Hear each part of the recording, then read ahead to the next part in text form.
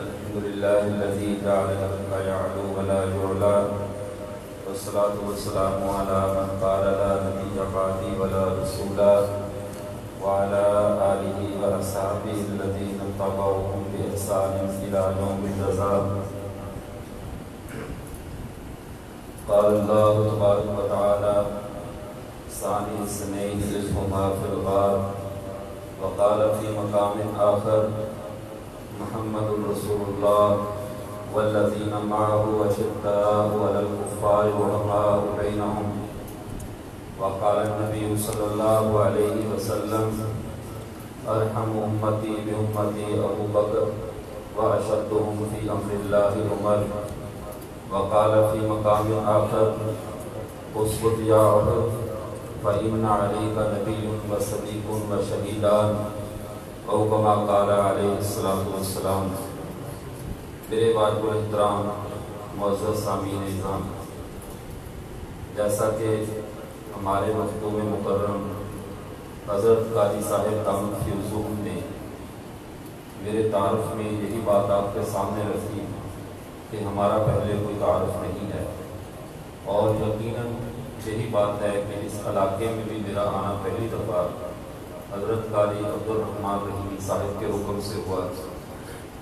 اور یہ بھی سعادت ہے کہ ہماری ملاقات ایک ایسے ماحول میں ہو رہی ہے کہ ہماری کوئی دنیاوی غرض نہیں بلکہ رسول اللہ صلی اللہ علیہ وسلم کے قریبی دوستوں اور یاروں کے تذکرے نے ہمیں جمع کر دیا ہے.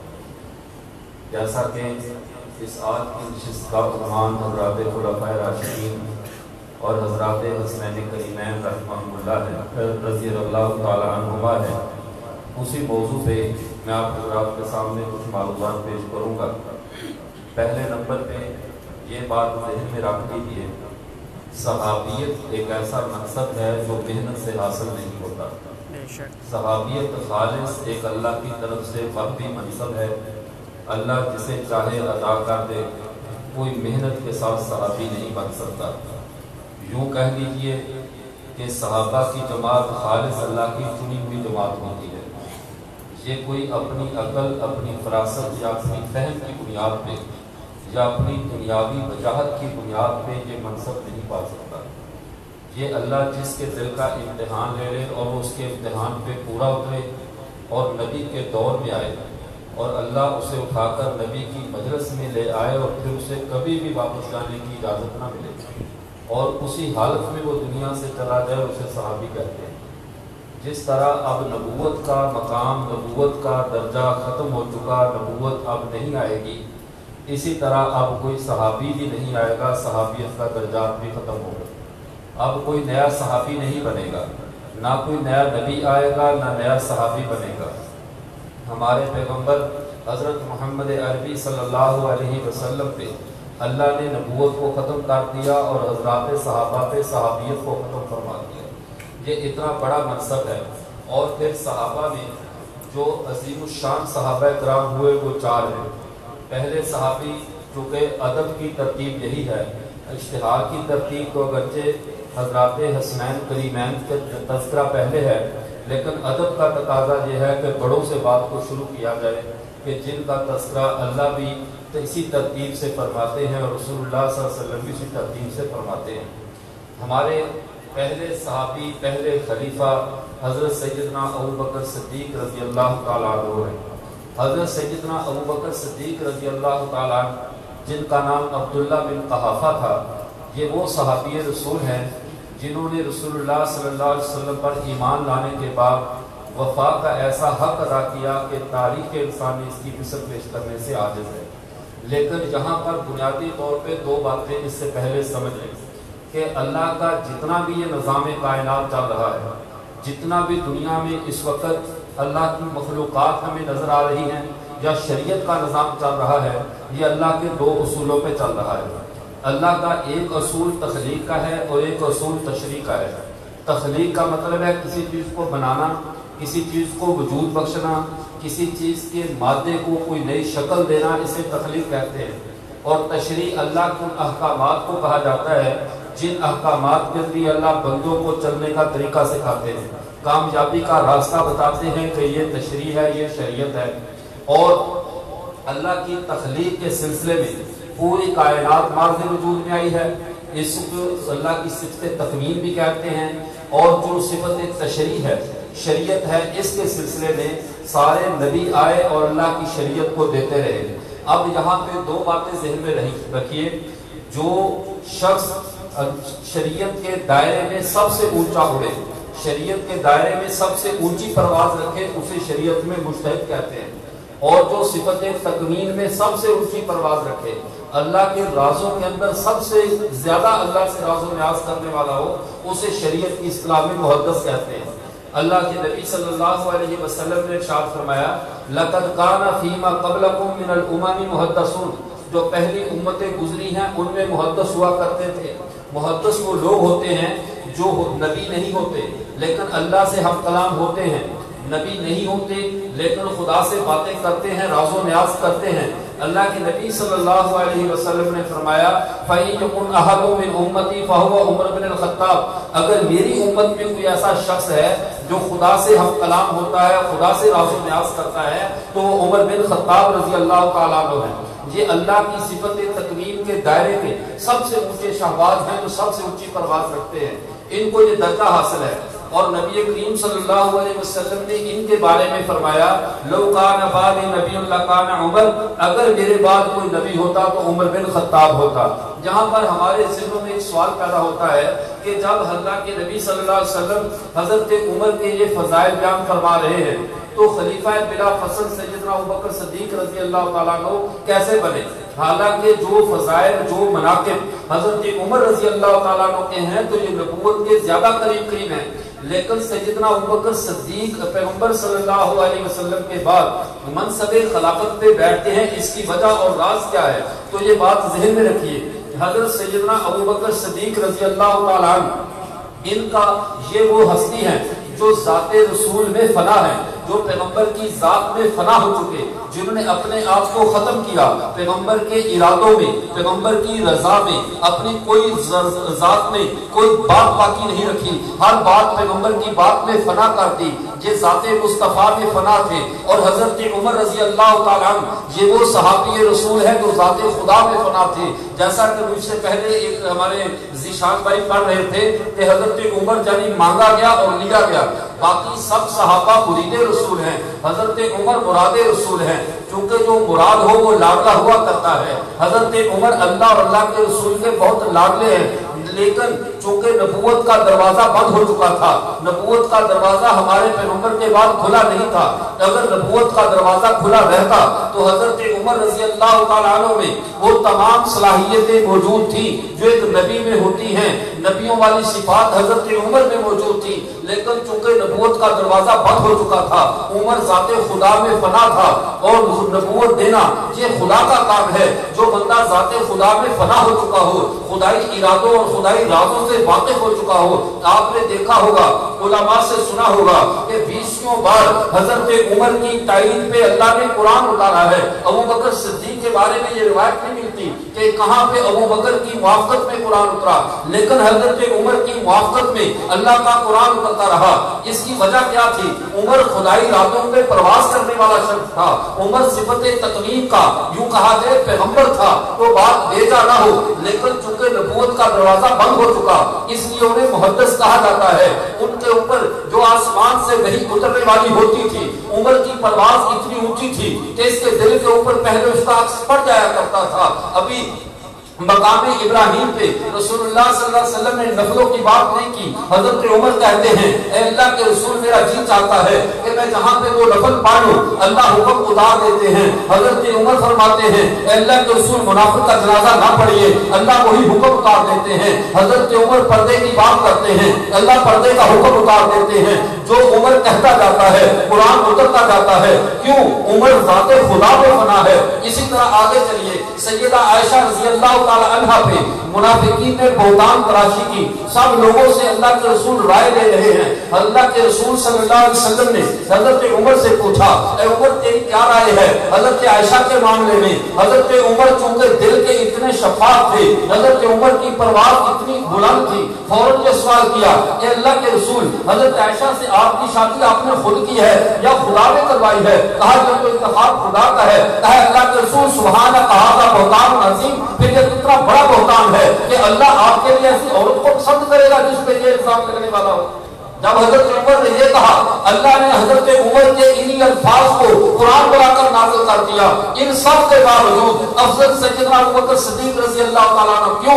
اس لیے کہ نبی کی جانشینی کا مسئلہ تھا, اللہ کی نبوت کا مسئلہ نہیں تھا. نبوت کا دروازہ تو بند تھا.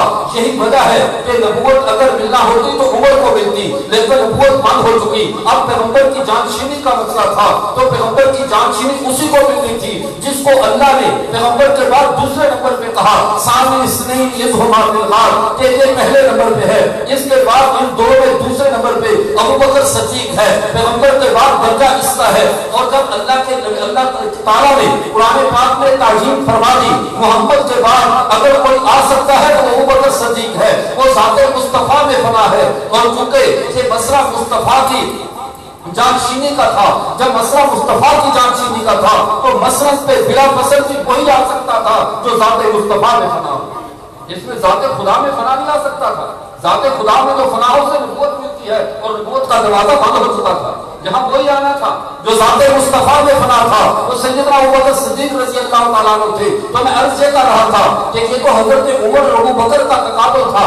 سیدنا ابوبکر صدیق رضی اللہ تعالیٰ عنہ انہوں نے رسول اللہ صلی اللہ علیہ وسلم کے ساتھ حق وفا ادا کیا.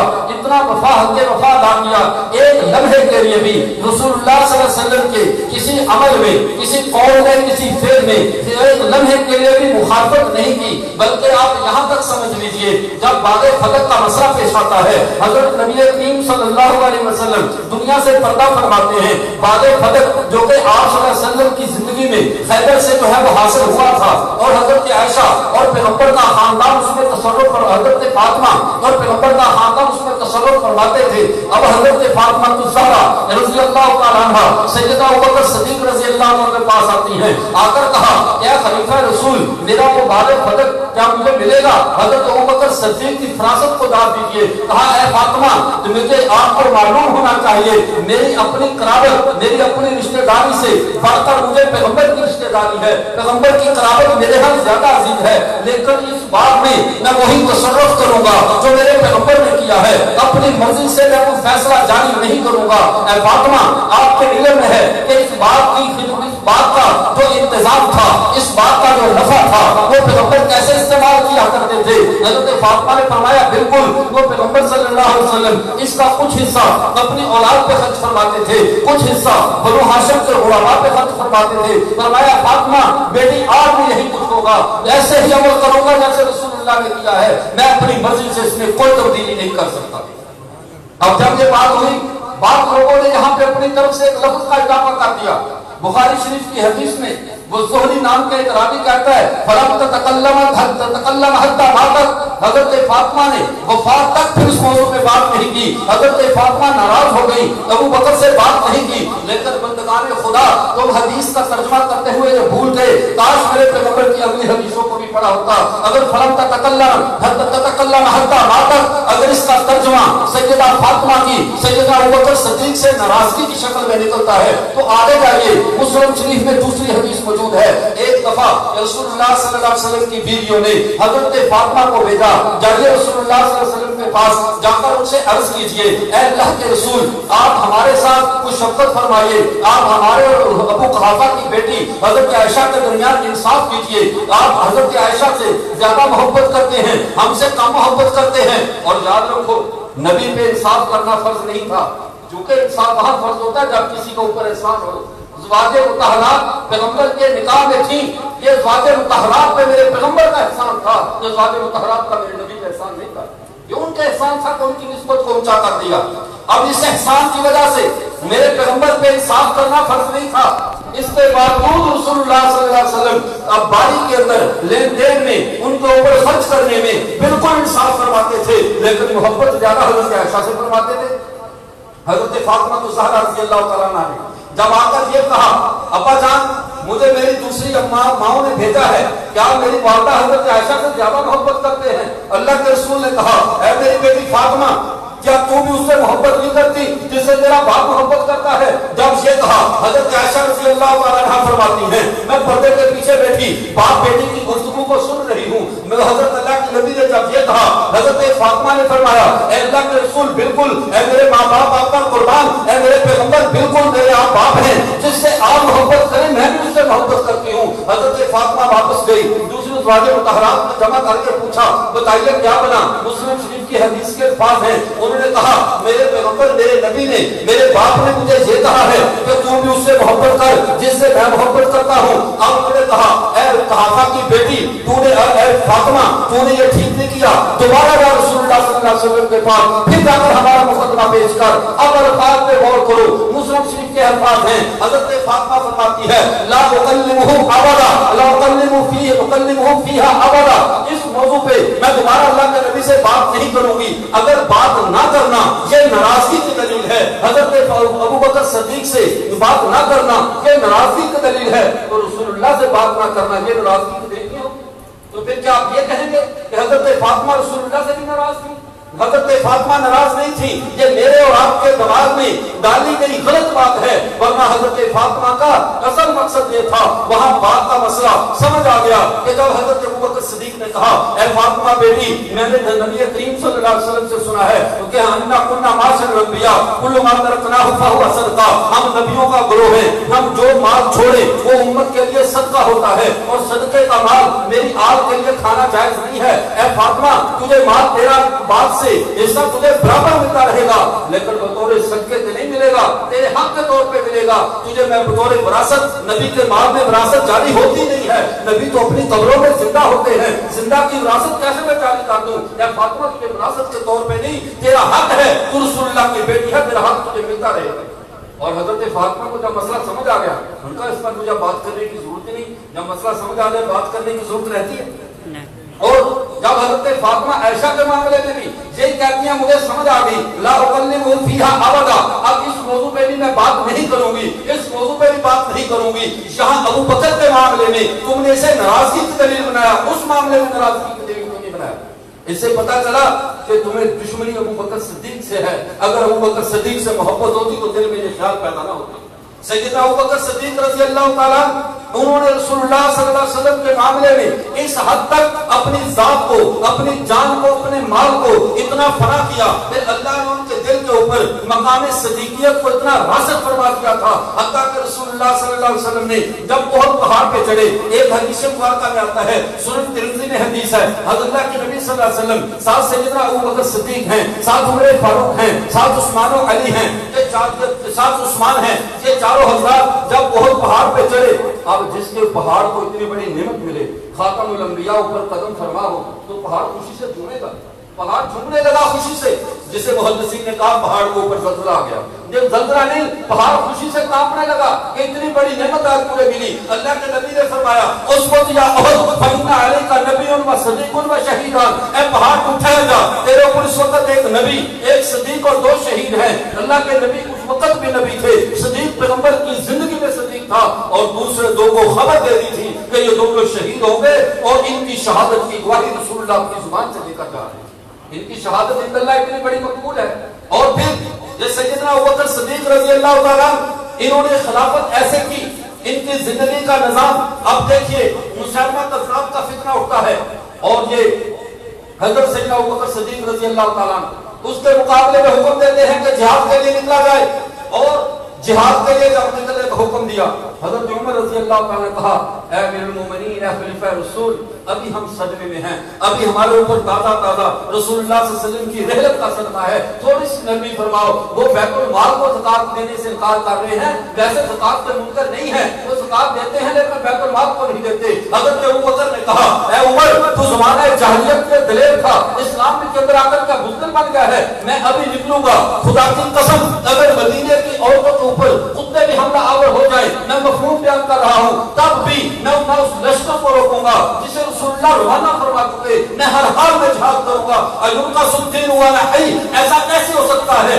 میرے پیغمبر کا دین کم کیا جائے اور ابو بکر زندہ رہے؟ یہ دو باتیں کبھی بھی جمع نہیں ہو سکتی. حتیٰ کہ جو شخص رسول اللہ صلی اللہ علیہ وسلم کے زمانے میں اونٹ دیتا تھا ساتھ ایک رسی دیتا تھا، بکری کے ساتھ رسی دیتا تھا، آج اگر وہ رسی دینے سے بھی انکار کرے گا تو ابو بکر صدیق اس سے جہاد کرے گا. یہ مقام سیدنا ابو بکر صدیق کا تھا. اور خلافت ایسے فقیرانہ طریقے پہ کی، ایسے زاہدانہ طریقے پہ کی کہ جب وفات کے بعد جو سرکاری مال ان کے استعمال میں تھا، ایک پیالہ، ایک چادر اور ایک اونٹ کنویں سے پانی لانے والا، اور بعد میں کہا جو میری بعد خلیفہ بنے اس کو دے دینا. جب حضرت عمر کے پاس یہ سامان پہنچا، حضرت عمر رونے لگے، کہنے لگے ابو بکر تو نے اپنے باپ والوں کو مشکل میں ڈال دیا، اتنی زاہدانہ زندگی کے ساتھ کون زندگی گزارے گا؟ یہ ان کا تقویٰ تھا، یہ اللہیت تھی، یہ اخلاص تھا. یہ تو سیدنا ابوبکر صدیق کی بات ہوئی. اب آئیے حضرت عمر فاروق رضی اللہ تعالیٰ عنہ کی طرف. حضرت عمر فاروق، ان کا تذکرہ ہی ایسا ہے، جو ہی ان کا نام آتا ہے ایمان کے اندر ایک روشنی پیدا ہو جاتی ہے، ایمان میں ایک جلا پیدا ہوتی ہے. کیوں؟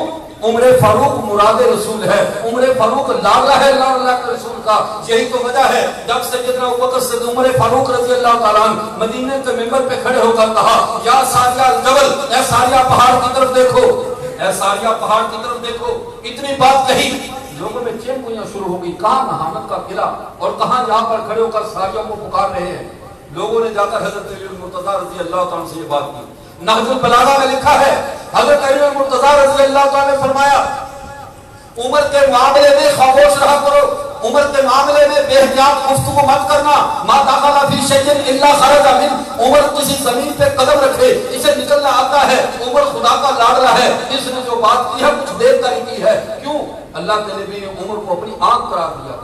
عمر کی آنکھ نبوت کی آنکھ تھی.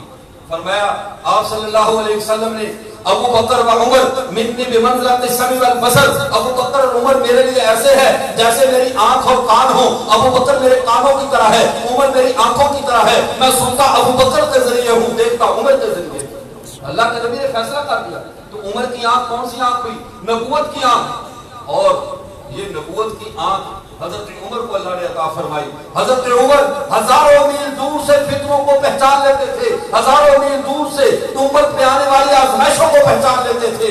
اور جو عمر کی نسل سے آئے، عمر کے سلسلے سے آئے، اللہ نے ان کو بھی یہ بصیرت عطا فرمائی ہے، جس کی میں ایک مثال موجودہ دور کی دیتا ہوں. چند کچھ عرصہ قبل جب مرزا غلام احمد قادیانی کا بھی فتنہ مارد وجود میں نہیں آیا تھا، حضرت حاجی داد اللہ مہاجر مکی رحمۃ اللہ علیہ یہ ہجرت کر کے چلے گئے حرمین شریفین میں، اور پیر میرے علی شاہ صاحب رحمۃ اللہ علیہ یہ ان کی خدمت میں حاضر ہوئے. پیر میرے علی شاہ صاحب سے، چونکہ پیر میرے علی شاہ صاحب یہ خلیفہ تھے حاجی داد اللہ مہاجر مکی رحمۃ اللہ علیہ کے، حاجی صاحب سے کہنے لگے حضرت میرا بھی ارادہ ہے میں حرم میں قیام کروں. فرمایا نہیں شاہ جی، آپ واپس جاؤ ہندوستان میں، میری آنکھیں دیکھ رہی ہے ان قریب ہندوستان میں ایک فتنہ نمودار ہونے والا ہے. اس فتنے کی موجودگی میں اگر تم ہندوستان میں موجود رہے تو تمہاری برکت سے وہ فتنہ پھلے پھولے گا نہیں.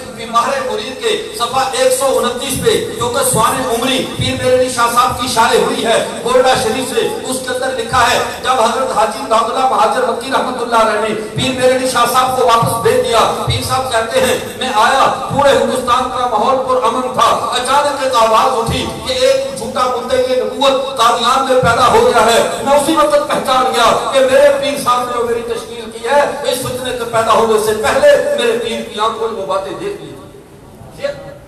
یہ نظر اللہ نے کہیں حضرت عمر کو عطا فرمائی، کہیں حاجی داد اللہ مہاجر مکی کو عطا فرمائی. یہ اللہ کے راز ہے، اللہ جسے مرضی عطا فرما دے. تو میں عرض کر رہا تھا اب ابو بکر عمر کا معاملہ کیسا ہے؟ عمر کا معاملہ خدا کے ساتھ کیسا ہے؟ عمر خدا کا لاڈلا ہے اور حضرت ابو بکر رسول اللہ صلی اللہ علیہ وسلم کے لاڈلے ہیں. ان کا لاڈ ان سے زیادہ ہے. حضرت عمر اللہ کے ذات کا زیادہ لاڈ حضرت عمر کے ساتھ ہے. دونوں اپنے اپنے پیاروں کا تذکرہ کیسے کرتے ہیں؟ اللہ کے نبی چونکہ رحمت للعالمین ہیں، یہ رحمت کی صفت غالب سیدنا ابو بکر صدیق میں ہے. اللہ کے نبی جب دعا کے لیے ہاتھ اٹھاتے ہیں تو اللہم ارحم امتی بامتی ابو بکر واشدہم فی امر اللہ عمر. اللہ پہلے ابو بکر پہ رحم فرما، پھر جو دین کے معاملے میں متشدد اور سخت ہے عمر، اللہ اس پہ رحم فرما. اللہ کے نبی رحمت للعالمین ہیں، ان کو صدیق کی صفت رحمت پسند ہے. پہلے اس کا تذکرہ کیا، اللہ جلال والی ہستی ہے، اسے عمر کا جلال پسند ہے. اللہ پہلے عمر کا تذکرہ فرما رہے ہیں پر محمد الرسول اللہ والذین معہ اشداء علی الکفار رحماء بینہم. ہر ایک اپنے اپنے پیارے کا نام لے رہا ہے. اللہ اشداء علی الکفار میں عمر کو مقدم فرما رہے ہیں, رحماء بینہم میں ابو بکر کو دوسرے نمبر پہ رکھ رہے ہیں, اور اللہ کے نبی ابو بکر کا نام پہلے لے رہے ہیں, عمر کا نام بعد میں لے رہے ہیں. ہر ایک اپنے اپنے پیارے کو پکار رہا ہے, ہر ایک کو اپنا اپنا حق حاصل ہے. اللہ کو عمر پیارا ہے, اللہ اس کا نام پہلے لے رہے ہیں. تو میرا کہنے کا مطلب یہ ہے عمر شریعت کے معاملے میں اتنا سخت تھا. اور پھر جو رسول اللہ صلی اللہ علیہ وسلم نے اس کے بارے میں فرمایا اگر میرے بعد کوئی نبی ہوتا تو عمر بن خطاب ہوتا. اس کی وجہ کیا ہے؟ آپ ذرا سابقہ نبیوں کی تاریخ اٹھا کر دیکھیے, سابقہ نبیوں کی سیرت پڑھ کے دیکھیے. سب سے زیادہ نبیوں کی صفات میں حضرت سیدنا عمر فاروق میں نظر آئی. سیدنا عمر فاروق رضی اللہ تعالیٰ یہ نبیوں والی صفات رکھتے تھے. ادھر حضرت موسیٰ علیہ السلام کو دیکھیے, جب ان کے بھائی حضرت ہارون کی موجودگی میں ان کی قوم گمراہی کا شکار ہوئی, پچھلے کی پوجا کی, غلط کام پہ چلی, حضرت موسیٰ واپس آئے, آ کر اپنے بھائی کو داڑھی اور گریبان سے پکڑ لیا. چونکہ وہ بڑے بھائی تھے, وہ بھی نبی ہے, دوسرا بھی نبی ہے, وہ پکڑ سکتے ہیں, اس کے علاوہ کسی میں یہ دم نہیں ہے نبی کے دامن کی طرف بھی ہاتھ بڑھائے. لیکن ایک سیدنا عمر فاروق رضی اللہ تعالیٰ عنہ ہے, وہی موسوی شان رکھتے ہیں. اللہ کے نبی صلی اللہ علیہ وسلم منافق کا جنازہ پڑھانے کے لیے آگے بڑھے, حضرت عمر بچوں کی طرح دامن مصطفیٰ سے لپٹ گئے, کہنے لگے اللہ کے رسول خدا کے لیے اس منافق کا جنازہ مت پڑھائیے. ادھر ابو بکر, ادھر حضرت موسیٰ, وہ ایک نبی کو جہاں سے پکڑ رہے ہیں, ان کو حق حاصل ہے. لیکن عمر ادب کی بھی رعایت کر رہا ہے, ساتھ اپنے باپ بیٹے کی شفقت کا لحاظ کرتے ہوئے بچوں کی طرح رسول اللہ کے دامن سے چمٹا ہوا ہے. اے اللہ کا رسول یہ کام نہ کریے, حالانکہ نبی کا کام ہوتا ہے عمر کو بتائے یہ کرنا ہے نہیں کرنا. عمر کی تو یہ ڈیوٹی نہیں تھی کہ نبی کو بتائے کہ یہ کرنا ہے نہیں کرنا. لیکن عمر خدائی رازوں کو جاننے والا تھا. عمر کے دل پہ خدائی راز القاء ہوتے تھے, دامن کو تھام لیا, کہ اللہ کے رسول اس منافق کا جنازہ مت پڑھائیے. اللہ کے رسول نے فرمایا مجھے بھی صحیح حکم نہیں ہوا, حتیٰ کہ اللہ نے صحیح حکم دے دیا کسی منافق کا 70 بار بھی جنازہ پڑھ تو اللہ معاف کرنے والا نہیں. اب عمر کی مرضی پہ قرآن اترا یا نہیں اترا؟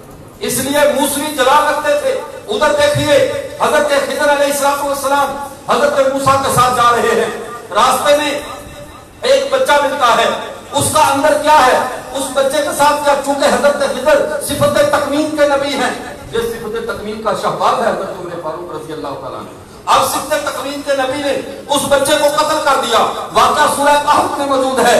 حضرت موسیٰ چونکہ ظاہری احکام شریعت کے نبی تھے, ان کا حق بنتا تھا سوال کرتے کہ یہ کیوں کیا ہے. انہوں نے خیر سوال کیا, لیکن وہی خضر کی صفت ہمیں حضرت عمر میں نظر آتی ہے. 2 آدمیوں کا مقدمہ آتا ہے. ایک آدمی آ کر کہتا ہے امیر المومنین آپ ہمارے درمیان فیصلہ کر دیجئے, یہ یہودی ہے اور میں مسلمان ہوں, اور یہ فیصلہ ہمارا آپ کی عدالت میں ہے. یہودی کہنے لگا اے عمر ایک بات ذہن میں رکھنا, یہ فیصلہ پہلے تمہارے نبی کر چکے ہیں, تو فیصلہ میرے حق میں آ چکا ہے. اب عمر نے یہ نہیں دیکھا کہ اس کو کوڑے لگائے جائیں, یہ نبی کے فیصلے کو نہیں مانتا. عمر نے وہی صفت خضر آ گئی, گھر میں گئے, تلوار لا کر اس منافق کا سر قلم کر دیا اور کہا جسے میرے پیغمبر کا فیصلہ منظور نہ ہو پھر اس کا فیصلہ عمر کی تلوار کیا کرتی ہے. اب سابقہ امتوں کے پاس اگر خضر تھا تو وہ خضر اس امت کے پاس میں عمر کی شکل میں موجود ہے. اور پھر خدائی مخلوقات کو, خدا کی چیزوں کو خدائی لہجے میں بات کرنا یہ بندوں کے لیے جائز نہیں ہے. سوائے اس کے جو خدا کے رنگ میں رنگا جائے اور اللہ کا کہے. جیسے حضرت موسیٰ آگے وہ درخت کے پاس گئے, اس درخت سے آواز آ رہی ہے کہ انما انا ربک, میں تیرا رب ہوں. یہ خدائی تجلی درخت پہ پڑتی ہے, وہ کہتا ہے میں رب ہوں. منصور پہ پڑتی ہے, وہ ان الحق کے نعرے لگاتا ہے. اور اسی طرح وہ تجلی خدائی صفات کی عمر کے اوپر پڑتی ہے. خدائی لہجے میں خدائی مخلوق سے بات کر رہے ہیں. اللہ تعالیٰ آگ سے کہے یا نار کونی بردم و سلاما, اے آگ ٹھنڈی ہو جا اور نرم ہو جا, یہ بات تو سمجھ میں آتی ہے. لیکن دریائے نیل کو کہے انسان بن کر چلنا ہے تو چل, ورنہ بند ہو جا, یہ بات کرنے والا عمر ہے اور کسی میں یہ دم نہیں ہے. اور کوئی اس لہجے میں خدائی مخلوق سے ہم کلام ہو, یہ لہجہ صرف عمر کو ملا ہے. یہ خلفائے راشدین میں دوسرے نمبر پہ, اور اللہ کے نبی صلی اللہ علیہ وسلم نے ان کے لیے 2 لفظ کا نمبر پسند نہیں فرمایا. بخاری شریف میں حدیث ہے. اور اللہ کے نبی صلی اللہ علیہ وسلم نے فرمایا کان بنی اسرائیل تسوسهم الانبیاء کلما ہلک نبی خلفہ نبی، سابقہ امتوں کی سیاست اور قیادت ان کے نبی کیا کرتے تھے، اس امت کو سابقہ نبیوں کی سیاست کے بدلے میں اللہ نے ختم نبوت عطا فرما دی ہے۔ فرمایا میرے بعد انا خاتم النبیین لا نبی بعدی، میرے بعد کوئی نبی نہیں آئے گا، میں اللہ کا آخری نبی ہوں، میری اس امت کی سیاست بھی ختم نبوت میں ہے، یہ ختم نبوت کے لیے سیاست کریں گے، سیاست کو ختم نبوت کے لیے استعمال نہیں کریں گے۔ یہ بات ذہن میں رکھنا، اس امت کی سیاست ختم نبوت کے لیے ہے، ہم جو کچھ بھی کریں ہماری تمام محنت ختم نبوت کے لیے ہوگی۔ اور پھر فرمایا قصہ مختصر، پھر فرمایا کہ میرے بعد فَسَيَكُونُ الْخُلَفَاءُ فَيَكْثُرُونَ، میرے بعد میرے خلفاء ہوں گے اور بہت زیادہ ہوں گے۔ یہاں تک حدیث بخاری شریف کی ہے، اگلے الفاظ مسلم شریف کے ہیں۔ صحابہ نے پوچھا فَمَاذَا تَأْمُرُونَ یا رسول اللہ، اللہ کے رسول جب آپ نہیں ہوں گے نبوت کا سلسلہ بند ہو جائے گا، پہلے تو ہر امت کی لگام آ کے نبی تھام لیتا تھا، ہمارے لیے تو یہ سلسلہ بند ہو گیا، خلفاء آ جائیں گے، ہمارے لیے پھر کیا حکم ہے؟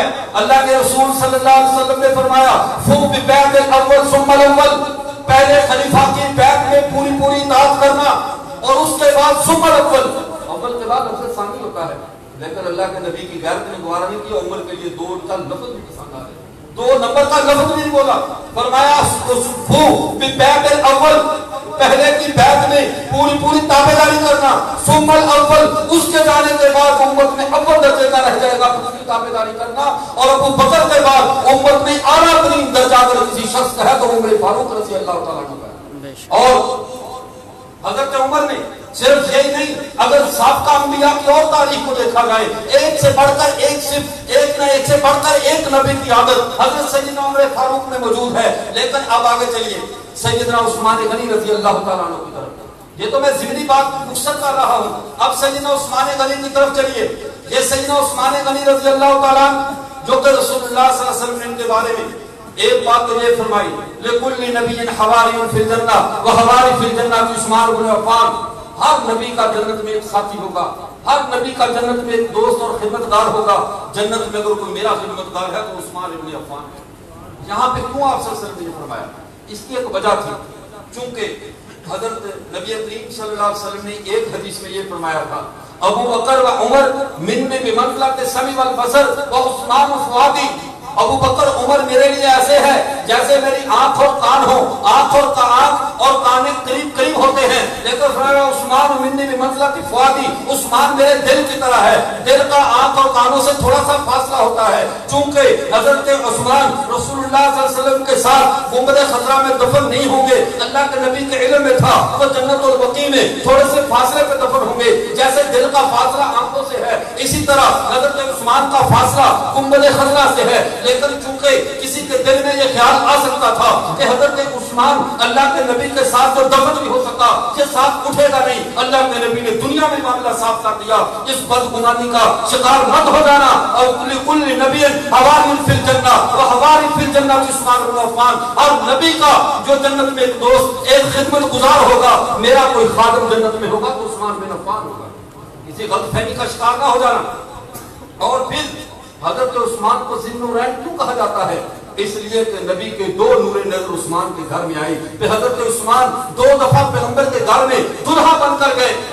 بعض کا وقت یہ کہتے ہیں عثمان تو معاذ اللہ ایمان پہ نہیں تھا، عثمان نے تو اقربا پروری کی تھی، عثمان نے تو یہ کیا تھا، طرح طرح کی الزام تراشیاں کرتے ہیں، یہ کیوں نہیں سوچتے تم نے اپنی بچی کا رشتہ کرنا ہو ہزار دردوں سے تحقیق کرتے ہو، کہیں لڑکا بھنگ تو نہیں پیتا، کہیں سگریٹ تو نہیں پیتا، کہیں کاروباری ہے یا دھوکے باز ہے، وہ امام الانبیاء، اس کی اتنی اعلیٰ بیٹیاں کہ جن کے قدموں کی خاک پوری امت کی آنکھوں کا سرما ہو، اور پیغمبر نے ایسے پیاری بغیر تحقیق، ایسا ناممکن ہے۔ پیغمبر صلی اللہ علیہ وسلم کو اللہ نے جو بھی رشتہ دیا، جیسا بھی رشتہ دیا، سب ایک سے بڑھ کر ایک مقدس اور مطہر تھا، ان رشتوں پہ جو زبان درازی کرے گا، کام کرے گا، وہ اپنی آخرت کو برباد کرنے والا ہے۔ اور پیغمبر کے رشتے تو ایسے مقدس رشتے ہیں، سیدنا عمر رضی اللہ تعالیٰ عنہ ایک دفعہ حضرت علی کے پاس گئے، اب حضرت علی کے پاس جا کر کیا حدیث بیان کی؟ کہنے لگے علی یہ حدیث موجب کبیر طبرانی کی ہے، حضرت علی المرتضیٰ سے کہا علی رسول اللہ صلی اللہ علیہ وسلم نے فرمایا ہے کل حسب سبب منصب منقطع الی یوم فی یوم القیامت، ہر حسب، ہر نسب، ہر رشتہ داری قیامت کے دن ختم ہو جائے گی الا حسبی و نسبی و سہری، اور سوائے میرے حسب کے، میرے نسب کے اور میرے سسرال کے، جس خاندان کا میرے ساتھ حسب کا رشتہ ہے، نسب کا رشتہ ہے یا سسرالی رشتہ ہے، قیامت کے دن یہی رشتہ باقی رہے گا، اس کے علاوہ کوئی رشتہ قیامت کے دن باقی نہیں رہے گا۔ حضرت عمر نے فوراً اپنی بیٹی رسول اللہ کے نکاح میں دے دی کہ میرا رشتہ قیامت کے دن رسول اللہ سے باقی رہے گا۔ یہ محبت ہے رسول اللہ سے۔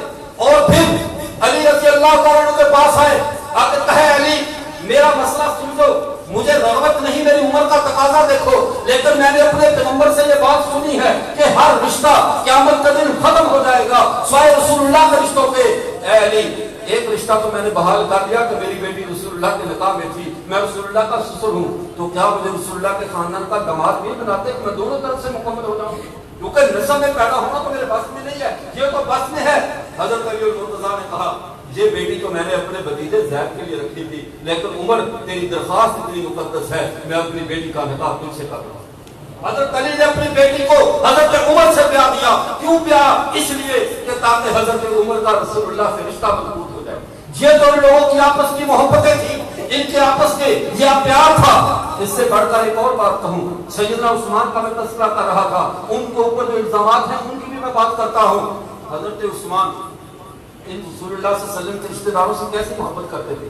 جب حضرت علی المرتضیٰ رضی اللہ عنہ کی شادی کی بات آئی، محقق طوسی اپنی کتاب منتہی الاعمال میں جو کہ اس مذہب کی سب سے متبرترین کتاب ہے، اس میں لکھتا ہے کہ یہ جو یاران علی تھے، ابو بکر اور عمر اور حضرت سعد بن وقاص رضی اللہ تعالیٰ عنہ، انہوں نے کہا حضرت علی المرتضیٰ کے گھر کے پتہ کیا علی کدھر ہے، انہوں نے کہا وہ تو فلاں یہودی کے باغ میں مزدوری کرنے کے لیے اونٹ لے کر گئے ہوئے ہیں۔ یہ دونوں تینوں صحابہ وہاں پر پہنچے، جا کر کہا علی ہم تیرے پاس ایک سفارش لے کر آئے ہیں۔ کہا کیا ہے؟ کہا رسول اللہ کی بیٹی فاطمہ، منتہی الاعمال کی بات سنا رہا ہوں۔ کہا محمد کی بیٹی فاطمہ کے لیے قریش سے اعلیٰ اعلیٰ رشتے آ رہے ہیں، لیکن ہم یہ سمجھتے ہیں کہ رسول اللہ کی بیٹی کا شوہر بننے کا اخلاقی حق تیرا ہے، تو اس کا اہل ہے۔ رسول اللہ نے بیٹوں کی طرح تجھے گھر میں پالا ہے، نہ اگر وہ کہے ہم تیری جا کر سفارش کریں رسول اللہ سے۔ حضرت علی کی آنکھوں میں آنسو آ گئے۔ حضرت ابوبکر نے کہا ہم سمجھتے ہیں تو اپنی غربت کی وجہ سے پریشان ہے، مالی حالات کی وجہ سے پریشان ہے۔ یہ انہی کی کتاب منتہی الاعمال میں لکھا ہے کہ حضرت ابوبکر نے کہا تیری مالی ذمہ داریاں ہم اٹھاتے ہیں، لیکن تو رسول اللہ کی بیٹی کے ساتھ شادی کرنے کے لیے حامی بھائی۔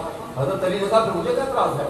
یہ ان کی آپس میں محبت دیکھو، خلفائے راشدین ادھر مار مار کے پاگل ہوئے پڑے ہیں نفرتیں ثابت کرنے کے لیے، اور وہ محبتوں میں مٹے جا رہے ہیں۔ ان کی محبتیں انتہا کی ہیں، ادھر پھوک ڈالنے والوں نے کارنامے سر انجام دیے ہوئے ہیں۔ انہوں نے کہا اب سیدنا ابوبکر صدیق اور حضرت عمر یہ دونوں رسول اللہ صلی اللہ علیہ وسلم کی خدمت میں حاضر ہوتے ہیں۔ اللہ کے رسول صلی اللہ علیہ وسلم مسجد میں تشریف فرما ہے۔ کہا اللہ کے رسول ہم ایک درخواست لے کر آئے ہیں، علی المرتضیٰ کو اپنی فرزندی میں قبول فرما دیجیے۔ اب ابوبکر سفارش لے کر اور اللہ کے نبی راضی کر دیں، ایسا ہو نہیں سکتا۔ اللہ کے نبی نے فرمایا ٹھیک ہے، میں حضرت علی کی شادی اپنی بیٹی فاطمہ سے کرنے کو تیار ہوں۔ علی سے کہا میرے پاس کیا ہے، بیچو اور بیچ کر کچھ لاؤ۔ اب جب یہ دو خلفاء خدمت میں پیش ہوں، حضرت عثمان پیچھے دور رہتے، فوراً گئے۔ حضرت علی رضی اللہ تعالیٰ کی جو زرہ بیچنے کے لیے نکلے تھے وہ 480 درہم کی وہ زرہ خرید لی۔ زرہ خریدنے کے بعد ساتھ وہ زرہ بھی حضرت علی کو ہدیہ دے دی۔ ذہن میں یہ سوال پیدا ہو سکتا ہے ویسے 480 درہم ہدیہ دیتے یہ لو شادی کر لو، لیکن حضرت عثمان جانتے تھے یہ میرے پیغمبر کا خاندان ہے، پیغمبر کے خاندان پر مجھے اپنے صدقے کا احسان نہیں چڑھانا چاہیے، پیغمبر کے خاندان پہ مجھے 1 روپے کا بھی احسان نہیں رکھنا چاہیے، بلکہ اس خاندان کا ہمارے اوپر احسان ہے کہ ہمیں جو اللہ نے دین اسلام کی دولت سے نوازا ہے۔ حضرت عثمان نے جب یہ زرہ خریدی حضرت علی کو پیسے دیے، حضرت علی نے جا کر زرہ اور پیسے دونوں رسول اللہ صلی اللہ علیہ وسلم کے سامنے رکھ دیے۔ حق الیقین کے اندر اگلی عبارت جسے ان کا جو علامہ ابن شہیر ابن رجب حنبلی نقل کرتا ہے وہ کہتا ہے رسول اللہ صلی اللہ علیہ وسلم نے پوچھا علی یہ کیسے ہوا؟ کہا اللہ کے رسول حضرت عثمان نے میری زرہ مجھ سے خریدی 480 درہم کی، بعض روایت میں ہے کہ 400 درہم کی، پھر زرہ بھی مجھے ہدیہ دے دی، پیسے بھی واپس لے لیے۔ اللہ کے رسول نے ہاتھ اٹھا کر حضرت عثمان کے لیے برکت کی دعا کی۔ اب اللہ کے نبی صلی اللہ علیہ وسلم نے اب حضرت ابو بکر کو بلایا اور کہا ابو بکر بلال اور فلاں صاحب اور فلاں صحابہ کو بلا کر لاؤ، عمر بن الخطاب کو بلا کر لاؤ۔ ابو بکر کو اللہ کے رسول صلی اللہ علیہ وسلم نے ایسے اشرفیاں وہ جو درہم تھے بڑے اور بڑھ کر ابو بکر کے ہاتھ میں رکھ کر کہا جاؤ میری بیٹی فاطمہ کے لیے جہیز کا سامان خرید کر لاؤ۔ اگر یہ لوگ اہل ایمان نہ ہوتے، ان کا درجہ بلند نہ ہوتا، اللہ کے نبی کے خاندان سے رشتے میں کچھ کمزوری ہوتی تو کہا پیغمبر اپنی بیٹی کا جہیز خریدنے کے لیے ان کو بھیجتے۔ اب یہ حضرات گئے، ساتھ اللہ کے نبی نے حضرت بلال کو بھیجا تو سامان اٹھانا، ابو بکر خرید لے گا، تو سامان اٹھانا۔ عمر کو بھیجا ساتھ سامان اٹھانا۔ حضرت ابو بکر صدیق بازار میں جاتے ہیں، وہاں سے ایک گدا جو کھجور کی چھال والا وہ خریدتے ہیں، ایک چٹائی خریدتے ہیں، کچھ برتن خریدتے ہیں۔ صحابہ نے اپنے سروں پہ حضرت فاطمہ مظاہرہ کا سامان اٹھایا ہوا ہے، لا کر رسول اللہ کے گھر میں دیا۔ اللہ کے حضرت فاطمہ کے نکاح کی باری آئی، اللہ کے رسول صلی اللہ علیہ وسلم یہ کوئی بھی میں سنی کتاب کی بات نہیں پڑھ رہا، جو اسی طبقے کی پڑھ رہا ہوں جو دن رات یہ بات بتانے میں اپنی صلاحیتیں ضائع کر رہے ہیں، اپنی آخرت کو نقصان پہنچا رہے ہیں کہ نہیں ان لوگوں کا آپس میں رشتہ نہیں تھا، ان کی آپس میں نفرت تھی، یہ ایک دوسرے کا حق انہوں نے کھایا ہے۔ واللہ العظیم یہ بہتان عظیم ہے۔ یہ صحابہ آپس میں شیر و شکر تھے، پیغمبر کا خاندان ہو یا پیغمبر کی جماعت ہو، سب کے سب آپس میں ایسے محبت رکھتے تھے، ایسا پیار رکھتے تھے کہ تاریخ انسان اس کی مثال پیش نہیں کر سکتی۔ اب نکاح کی باری آئی، اللہ کے رسول نے فرمایا ابو بکر کو بلاؤ، عمر کو بلاؤ، پھر میری بیٹی کے نکاح سے دعا کریں۔ اگر جن کے گواہی سے بیٹی پیغمبر کی بیٹی کا نکاح ہو رہا ہو، کیا ان گواہوں کا ایمان کم درجے کا ہوگا؟ کتنے بلند درجے کے وہ گواہ ہیں جن کی موجودگی میں رسول اللہ اپنی بیٹی کا نکاح کر رہے ہیں۔ اور پھر اگلی بات کو سمجھیے، سیدنا علی المرتضیٰ رضی اللہ عنہ کی شادی ہو جاتی ہے۔ اس کے بعد حضرت عثمان کے دور خلافت میں بارہا ایسے مواقع آئے، حضرت عثمان ایک دفعہ طائف کے ایک سردار نے سعد بن معاذ رضی اللہ تعالیٰ عنہ، بعض روایت میں اور بھی نام ہیں، انہوں نے گورنر نے حضرت عثمان کی دعوت کی، وہاں پہ چکور کا گوشت پکا کے رکھا اور ساتھ حضرت عثمان سے کہا یہ آپ کے لیے ہے۔ حضرت عثمان نے کہا نہیں، میرے چھوٹے ہمسفر حضرت علی کو بلاؤ، جب تک وہ نہیں آتا میں نہیں کھاؤں گا۔ صحابی فوراً دوڑے، جا کر بیت اللہ میں حضرت اسود کے قریب جا کر حضرت علی کو دیکھا، کہا کہ آپ کو عثمان بلاتے ہیں، وہ کہتے ہیں کھانا بھی علی کے بغیر نہیں کھاؤں گا، علی ساتھ آ جائیے۔ حضرت علی نے فرمایا وہ شکار کا گوشت ہے، میں حالت احرام میں ہوں، میں شکار کا گوشت نہیں کھا سکتا۔ حضرت عثمان سے کہیے بسم اللہ کیجیے، میں پھر کبھی آپ کے ساتھ کھاؤں۔ یہ تو ان کی آپس کی محبتیں تھیں، یہ تو ان کا آپس کا پیار تھا جس میں کوئی نفرتیں نہیں تھی، اور اتنی محبت تھی آپس میں، اتنا پیار تھا۔ آج تو یہ کہا جاتا ہے کہ انہوں نے خلافت کو چھین لیا، انہوں نے فلاں چیز کو غصب کر لیا، لیکن اگر جس نے کسی کی چیز چھینی ہو وہ بندہ ہر وقت نقصان پہنچانے کی پوزیشن میں رہتا ہے۔ کب مجھے موقع ملے میں اپنے اوپر ہونے والی زیادتی کا بدلہ لوں۔ لیکن ادھر دیکھیے ایران فتح ہو رہا ہے، حضرت عمر کے سپاہی ایران میں داخل ہو رہے ہیں، اور ایران کا جو اصل دارہ تھا وہ خود میدان میں اترا ہے۔ جب خود میدان میں اترا تو ایرانیوں کے اجمیوں کے حوصلے بڑھ گئے۔ صحابہ نے درخواست کی بعد میں اے امیر المومنین اگر آپ بھی آ جائیں تو جنگ کا مدد دوبالا ہو جائے گا۔ ادھر سے آپ بھی سردار ہیں اہل عرب کے، وہ اہل عجم کا سردار ہے، دونوں میدان میں اترے۔ حضرت عمر نے تلوار لگائی، ہتھیار باندھے اور نکل آئے۔ نہج البلاغہ میں لکھا ہے حضرت علی رضی اللہ عنہ آگے بڑھتا ہے، حضرت عمر کے گھوڑے کی لگام تھام لی، کہا امیر المومنین آپ مت جائیے میدان جنگ میں، آپ اسلام کی چکی کے اندر وہ جو درمیان والا رہل جس کو ڈنڈا کہتے ہیں، جس کو اوپر چکی گھومتی ہے، کہا آپ وہ ہیں، آپ یہاں رہیں، ہزاروں صحابہ بھی شہید ہو جائیں، آپ اور لشکر تیار کر کے بھیج دیں گے، لیکن جب اجمیوں کو پتا چلے گا کہ غارت کرے عجم حضرت عمر تشریف لا چکے ہیں، وہ سارے آپ پہ ٹوٹ پڑیں گے، جس کے نتیجے میں اگر آپ کو نقصان پہنچا امت مسلمہ اس کا کفارہ ادا نہیں کر سکتی۔ اے عمر آپ مت جائیے، آپ دار الخلافہ میں بیٹھیے، ہمیں بھیجیے، ہم کس لیے ہیں؟ یہ محبت ہے۔ اگر حق چھینا ہوتا تو حضرت علی اور کہتے شابہ جلدی جائیں، ذرا جائیں وہاں پہ تاکہ آپ تو شہید ہو بعد میں خلافت ملے۔ لیکن ان لوگوں کے دل کتنے صاف تھے، کتنے پاکیزہ تھے، کتنی ان کی آپس میں محبتیں تھیں۔ یہیں پر بات کی ایک بات میں اور آپ کو سناتا کروں، حسنین کریمین کے حوالے سے۔ حضرت حسین، یہ باتیں لفظ سے غائب ہوتا ہے لیکن ضمن ساتھ ساتھ آپ کی سمجھ تو ساری بات آ رہی ہے کہ نہیں؟ جی جی جی۔ اب حضرت عمر رضی اللہ تعالیٰ ان کے بیٹے حضرت عبداللہ بن عمر کا تاریخ ملت میں مفتی انتظام اللہ شہابی یہ واقعہ لکھتے ہیں، وہ کہتے ہیں ایک دفعہ کچھ بچے تھے، صحابی سے جھگڑ سکتا ہے، اسے حق حاصل ہے، دونوں کا منصب برابر ہے، بعض والوں کو یہ حق نہیں ہے کچھ زبان درازی کرے، بعض والے اپنی زبان اپنی خیالات ہر چیز کو قابو میں رکھیں، تو میرے حق نہیں ہے اس مقدس جماعت کے بارے میں کوئی بات کرو۔ اب ان کا آپس میں کسی بات پہ جھگڑا ہوا تو حضرت حسین رضی اللہ عنہ نے کہا تم ہمارے غلام ہو، تم ہمارے غلام ہو. اتنی بات کہہ دی. حضرت عبداللہ بن عمر گئے, جا کر امیر المومنین حضرت عمر رضی اللہ عنہ سے کہا آپ 22 لاکھ مربع میل کے حکمران ہیں اور حسین مجھے کہہ رہے کہ تم ہمارے غلام ہو. حضرت عمر نے جب یہ بات سنی فوراً دوڑے وہاں سے, دوڑے ہوئے جا کر حضرت علی المرتضیٰ کے دروازے پہ دستک دے کر کہا, حضرت علی باہر نکلے, کہا خیریت امیر المومنین, کہا ذرا میرے بھتیجے کو باہر بھیجنا, حسین کو ذرا باہر بھیجنا. حسین کو بلوایا گیا, کہا حسین کیا تو نے یہ کہا ہے کہ ہم تمہارے غلام ہیں؟ اب حضرت حسین وہ تو ایسے نہیں تھے کہ موقع محال سے بات بدل جائیں, کوئی تقیہ کی شریعت نکال لیں, فلاں کریں. ہر حال میں وہ سچ بولنے والا طبقہ تھا. پیغمبر کا خاندان نہ مجبوری میں جھوٹ بولتا ہے نہ اختیار میں جھوٹ بولتا ہے. اگر پیغمبر کا خاندان بات کو بدلنے لگ جاتا تو پیغمبر کا دین آج تک بدل چکا ہوتا. پیغمبر کے خاندان نے, پیغمبر کی جماعت نے کبھی مجبوری کے حالت میں بھی جھوٹ نہیں بولا. انہوں نے کیا کہا, ہاں امیر المومنین میں نے کہا ہے کہ آپ ہمارے غلام ہیں.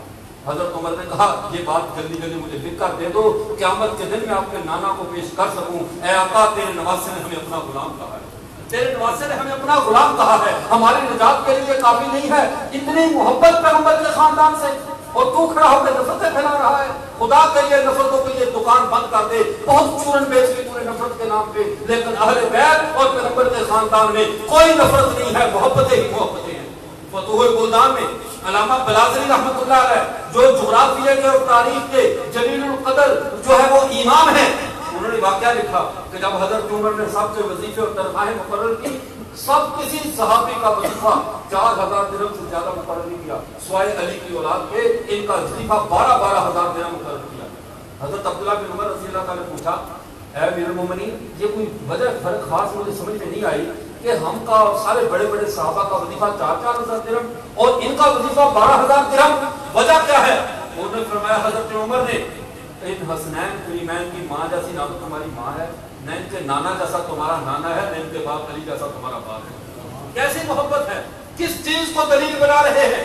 اور بتا دیا اس پیغمبر کے خاندان سے حضرات صحابہ کو کتنی محبت تھی, کتنا پیار تھا. حضرت بلال رضی اللہ تعالیٰ عنہ جب آپ صلی اللہ علیہ وسلم دنیا سے پردہ فرما گئے تو اذان دینی چھوڑ دی تھی, اذان دینی چھوڑ دی, نہیں اذان دیتے تھے کہ مجھے میرے نبی نظر نہیں آتے, میں کیسے اذان دوں. جب مدینہ میں آئے سب نے زور لگایا کہ آپ اذان دوبارہ سنا دو, لیکن نہ مانے لوگوں نے کہا حسنین کریمین کو بھیجو, حسن و حسین کو بھیجو, ان کی بات کو کوئی صحابی رد نہیں کر سکتا. یہ دونوں نواسے گئے, جا کر جہاں سے دامن سے پکڑ لیا, کہا چچا جان آج تو اذان آپ ہی دیں گے, لیکن بھتیجے وہ ہوں جنہیں پیغمبر اپنے کندھوں پہ سواری کرواتے رہے ہو, بھتیجے وہ ہوں جنہیں پیغمبر سیدہ شباب اہل جنہ کہا. فرمایا بیٹا ٹھیک ہے, تمہاری بات کو میں رد نہیں کر سکتا. حضرت بلال اذان کے لیے کھڑے ہوئے, وہی منظر لفظوں میں گھوم گیا, وہی باتیں لوگوں کے دماغ میں آ گئی. جب پیغمبر صلی اللہ علیہ وسلم مسجد نبی کے صحن میں تشریف فرما ہوا کرتے تھے, حضرت عمر اذان دیا کرتے تھے, لوگ گھروں میں رونے لگے, عورتیں رونے لگی, مدینے میں کوہرام مچ گیا. لوگوں نے کہا ہمیں ایسے محسوس ہو رہا تھا کہ رسول اللہ نے آج دنیا سے پردہ فرمایا. لیکن یہ سفارش کس کی تھی؟ حسنین کریمین. اتنی ان کی آپس میں محبت تھی. اب بات آگے چلے, حضرت عثمان کی میں بات کر رہا تھا. حضرت عثمان رضی اللہ تعالیٰ کا دور خلافت آتا ہے. اللہ کے رسول صلی اللہ علیہ وسلم نے فرمایا, اے عثمان آپ کو جب اللہ اللہ جب تمہیں ایک قمیض پہنائے گا, خلافت کی قمیض, فرمایا منافقین کی جماعت آئے گی, آ کر تجھے کہے گی اے عثمان یہ قمیض اتار دے, لیکن تو یہ قمیض بالکل نہ اتارنا. اللہ کے نبی نے متعین کر دیا جو عثمان کے مقابل نکلے ہیں وہ منافق ہیں. یہ حدیث کی ترمذی میں موجود ہے. فرمایا منافق آئیں گے, آ کر ارادہ کریں گے اے عثمان تو یہ قمیض اتار دے, لیکن یہ قمیض اتار دی. عثمان 83 سال کی عمر میں ہیں, لیکن قمیض خلافت نہیں پائی. حضرت علی رضی اللہ عنہ نے کہا اے امیر المومنین بلوائی مدینے میں گھس آئے ہیں, آپ ہمیں اجازت دیجیے, ہم ان کی ٹکا پوٹی کر کے رکھ دیتے ہیں. فرمایا نہیں, میری شہادت تو طے شدہ ہے, میرے نبی نے کہا تھا تمہیں شہید ہونا ہے, تو میں اپنے لیے کسی مسلمان کا خون کیوں بہاؤں, میں تلواریں کیوں اٹھواؤں. میں وہ شخص نہیں ہونا چاہتا جس کے لیے امت میں تلوار اٹھے. علی گھر میں بیٹھ جاؤ, کوئی بھی میرے لیے باہر نہ نکلے. اب گھر میں بٹھا دیا پورے اعتماد کے ساتھ. کتنی جرأت تھی, 83 سال کی عمر میں بھی باوضو قرآن کی تلاوت کر رہے ہیں, اور تلاوت کرتے کرتے شہادت کے منتظر ہیں. کسی نے کہا حضرت کچھ تو سیکورٹی ہو جائے. کہا مجھے پیغمبر نے خواب میں آ کر کہا ہے کہ آج شام کی افطاری ہمارے ساتھ ہے, تو میں تو وہاں افطاری کرنی ہے, مجھے سیکورٹی کی کیا ضرورت. یہ مقام تھا حضرت عثمان کا, اور بڑھاپے میں بھی اتنے جری تھے. اب الزام یہ لگایا جاتا ہے حضرت عثمان نے حضرت عمرو بن العاص کو مصر کی خلافت سے معزول کر دیا، مصر کی گورنمنٹ سے معزول کر دیا، اور وہاں اپنے چچا زاد اپنے رضائی بھانجے رضائی بھائی عبداللہ بن ابی سرحہ کو بڑا بنا دیا تھا۔ لیکن بات کو سمجھو، اصل مسئلہ کیا تھا؟ جب اور دوسرا الزام اسی کے ضمن میں دو باتیں ہیں۔ دوسرا الزام یہ لگایا گیا حضرت عثمان نے اقربا پتری کی اپنے رشتہ داروں کو بیت المال سے زیادہ پیسے دے دیے میدان جنگ میں۔ اصل بات یہ ہوئی کہ عمر بن العاص سے حضرت عثمان نے کہا کہ جاؤ افریقیوں پہ جلدار کرو، افریقی مسلمانوں کے ملکوں کو تاراج کر رہے ہیں، نقصان پہنچا رہے ہیں، آپ جا کر اسلامی سرحدوں کی حفاظت کرو اور افریقہ کے اوپر حملہ کر دو۔ حضرت عمر بن العاص کیونکہ خود ایک جنگی جرنیل تھے، زمینی نقشوں سے واقف تھے، انہوں نے کہا امیر المومنین جو افریقہ کی زمین ہے اس میں جنگلی جانور بہت زیادہ ہیں، ہماری فوج کم ہے، نقصان کا اندیشہ زیادہ ہے، میری خیال یہ ہے کہ جو چڑھائی نہ کی جائے۔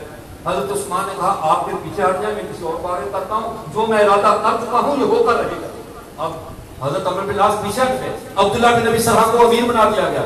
ادھر سے شاہ افریقہ خود میدان جنگ میں آ گیا، آ کر اس نے دو اعلانات کر دیے، کہا جو عبداللہ بن ابی سرحہ کا سر کاٹ کر لائے گا، عبداللہ بن ابی سرحہ کا سر کاٹ کر لائے گا، اس کو میں اپنی آدھی سلطنت بھی دوں گا، ساتھ اپنی بیٹی کی شادی بھی کروں گا۔ اب سارے حبشی ٹوٹ پڑے عبداللہ بن ابی سرحہ کے خیمے کی طرف۔ عبداللہ بن ابی سرحہ نے جنگی چال چلتے ہوئے اپنے خیمے کی سیکورٹی تو بڑھا دی، لیکن خود پیچھے جا کر دوسری سائڈ پہ بیٹھ کے جنگ کی کمان کرنے لگے۔ پیچھے سے ایک قومت آئی، مدینے سے لشکر آیا، حضرت عباس، حضرت عبداللہ، حضرت زبیر بن عوام رضی اللہ تعالی عنہما یہ آئے، دیکھا عبداللہ بن ابی سرحہ خیمے میں نہیں ہیں، معلوم کیا، پوچھا کہ بھئی آپ کیوں چھپے بیٹھے ہو؟ کہا اس نے یہ اعلان کیا ہے۔ کہا یہ اعلان تم بھی کر دو نا کہ جو شاہ افریقہ کا سر کاٹ کر لائے گا اسے میں بیت المال جو مال غنیمت کا 5واں حصہ جو کمانڈر اپنے سواد دین پہ خرچ کر سکتا ہے میں وہ 5واں حصہ انعام بھی دوں گا اور اپنی بیٹی سے اس کی شادی کروں گا۔ جب عبداللہ بن ابی سرحہ نے یہ اعلان فرمایا، اب وہ شاہ افریقہ خیمے میں چھپا بیٹھا تھا، مسلمانوں پر حملہ کر رہے۔ اب حضرت عبداللہ بن ابی سرحہ نے خود اپنے گھوڑے کو ایڑ لگائی، ایک چوٹی پہ چڑھ کے فوراً لمبی گھوڑے سے چھلانگ لگا کے اس کے خیمے کے اوپر جا گرے اور خیمے کو کاٹ کے اندر گھسے، جا کر اب دوسری شاہ افریقہ کا خود سر کاٹ دیا۔ آپ بتاؤ جب خود سر کاٹ لیا تو انہیں 5واں حصہ انعام بنتا تھا، ان کا بنتا تھا یا نہیں بنتا تھا؟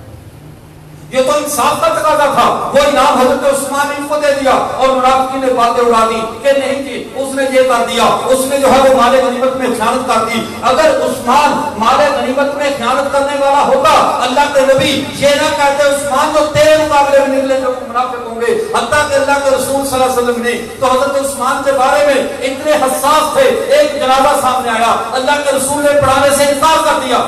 پوچھا اللہ کے رسول آپ نے کبھی پہلے تو انکار نہیں کیا، یہ کیوں کیا؟ فرمایا فَإِنَّهُ كَانَ يُبْغِضُ عُثْمَانَ، یہ میرے عثمان سے بغض رکھتا ہے، میں اس کا جنازہ نہیں کروں۔ اللہ کے نبی اتنی محبت فرماتے تھے، یہ تو تھے خلفائے ثلاثہ کے حوالے۔ اب آئیے سیدنا علی المرتضیٰ رضی اللہ تعالیٰ عنہ، یہ اسلام کا جو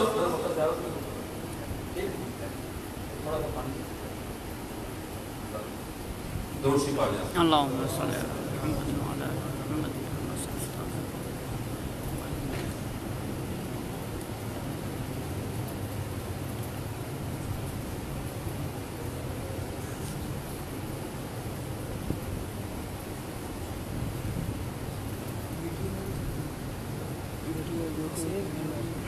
اب سیدنا علی المرتضیٰ رضی اللہ تعالیٰ ان کا دور خلافت آتا ہے۔ ابھی آپ جلدی نہ دکھائیں، ابھی تو میں نے حضرت معاویہ رضی اللہ عنہ کے بارے میں بھی کچھ بتانا ہے اور امید ہے آپ کے لیے بالکل نئی بات ہوگی جس کو شاید آپ نے آج تک نہ سنا۔ اب حضرت علی رضی اللہ تعالیٰ کا دور خلافت آتا ہے، حضرت علی دار الخلافہ مدینے سے اٹھا کر کوفہ میں لے گئے۔ اب خارجیوں کو اسی بات پہ گلا تھا کہ خلفائے ثلاثہ تو یہیں پہ رہے، خلفائے ثلاثہ تو یہی موجود رہے، دارالخلافہ مدینہ رہا، علی نے کوفے کی طرف کیوں لے گئے؟ اب علی رضی اللہ تعالیٰ کے ادب کا انداز، مقام کا انداز لگاؤ، وہ کتنے با ادب تھے مدینہ کے معاملے میں۔ اللہ کے نبی صلی اللہ علیہ وسلم نے فرمایا تھا اے عثمان جب اس امت میں تلوار ایک دفعہ نکل آئے گی دوبارہ میان بھی نہیں رکھی جائے گی، تلوار چلتی رہے گی۔ جب یہ بات کہہ دی حضرت علی کے علم میں تھا، اب تلوار نکل چکی ہے، عثمان شہید ہو چکے ہیں، کتنے جنم لے چکے ہیں، مدینے کی حرمت ان خارجیوں بلوائیوں نے ایک دفعہ پامال کر دی ہے، اب میرا بھی انجام یہی ہے، میرے ساتھ بھی یہ تلوار تو چلنی ہے، خارجیوں نے حملہ تو کرنا ہے، لیکن میں چونکہ جو بھی دشمن حملہ آور ہوتا ہے تو دارالخلافہ پہ، کیپٹل سٹی پہ قبضہ کرتا ہے، کیوں نہ ہو میں مدینے سے دارالخلافہ باہر لے جاؤں تاکہ اگر تلواریں چلیں، گھوڑے اگر زمین کے تقدس کو پامال کریں تو میرے پیغمبر کو گنبد خضرا میں آرام فرما ہے، ان کے آرام میں خلل نہ پڑے، ان کو تکلیف نہ ہو۔ وہ پیغمبر کا ادب کرتے ہوئے اپنا دارالخلافہ مدینے سے کوفہ لے گئے تاکہ میرے پیغمبر کی نیند میں، میرے پیغمبر کی استراحت میں، میرے پیغمبر کے آرام میں خلل واقع نہ ہو۔ بتاؤ علی سے بڑھ کر با ادب کون ہو سکتا ہے؟ کتنا بڑا ادب فرمایا۔ اور حضرت علی نے یہ ادب کہاں سے سیکھا تھا؟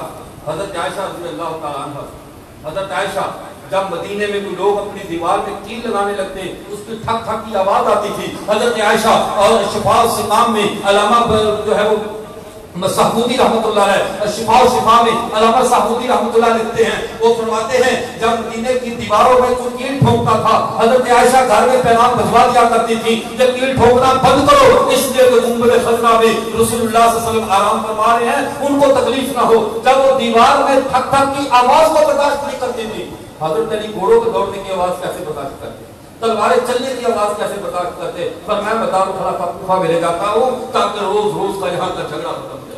ایک آدمی نے عجیب بات کی، کہنے لگا حضرت علی المرتضیٰ سے، اے امیر المومنین، ابو بکر اور عمر کے دور میں بڑا چین اور سکون تھا، عثمان کے دور میں بھی امن تھا، یہ خارجیوں کا فتنہ، بلوائیوں کا فتنہ، رافضیوں کا فتنہ، یہ سارے آپ ہی کے دور میں کیوں پہ پیدا ہو گئے؟ حضرت نے بڑی پیاری بات ارشاد فرمائی، کہنے لگے اصل مسئلہ یہ ہے ان کے مشیر ہم تھے، ہمارے مشیر کم تھے۔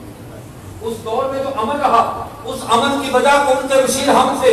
تینوں خلفاء کے دور میں چیف جسٹس قاضی اور قضات اگر کوئی رہا ہے تو علی المرتضیٰ رہا ہے۔ تینوں خلفائے ثلاثہ جو پہلے گزرے ان تینوں نے حضرت علی کو کبھی مدینے سے باہر نہیں جانے دیا۔ کیوں؟ علی کی موجودگی ضروری ہے نظام حکومت چلانے کے لیے، علی کی موجودگی ضروری ہے۔ اسی لیے تو 20 مسائل میں جب حضرت علی نے حضرت عمر کو مشورہ دیا، حضرت عمر کہا کرتے تھے لولا علی لہلک عمر، اگر علی نہ ہوتا تو عمر شریف مسئلے کے اندر ہلاک ہو جاتا۔ یہ کیوں؟ اتنا اعتماد تھا ان لوگوں کا آپس میں، اتنی محبت تھی ان لوگوں کی آپس میں۔ اور پھر سیدنا علی المرتضیٰ رضی اللہ تعالیٰ، ان کا دور ویسے بڑا پریشان کن دور رہا، اسلامی فتوحات نہیں ہو سکی، امت میں فتنوں نے جنم لے لیا۔ سب سے زیادہ جو فتوحات ہوئی حضرت عمر اور حضرت عثمان کے دور میں ہوئی۔ یہاں پر میں ایک بات بطور لطیفہ کے آپ سے عرض کرتا چلوں، جتنی بھی دنیا پہ اس وقت اسلامی ریاست، اسلامی حکومت ہے، ہندوستان میں ہے، ایران میں اگر صحابہ نے ایران کو فتح کیا ہے یا دوسری جگہ پہ جہاں جہاں دنیا میں مسلمان ہیں، یہ ساری فتوحات خلفائے ثلاثہ کے دور میں ہوئی ہے۔ تو ہم اپنے مخالفین سے ایک آسان سی بات کرتے ہیں، جو علاقے ہمارے خلفائے ثلاثہ نے فتح کیے ہیں جن کو تم نہیں مانتے، یہ علاقے تم ہمیں چھوڑ دو، اس میں تم نہ رہو، تاکہ نہ روز روڈ بند کرنے پڑے، نہ بلاک کرنے پڑے، نہ دکانیں بند کرنی پڑے، ہمارے خلفائے ثلاثہ کے مفتوحہ علاقے ہمیں چھوڑ دو۔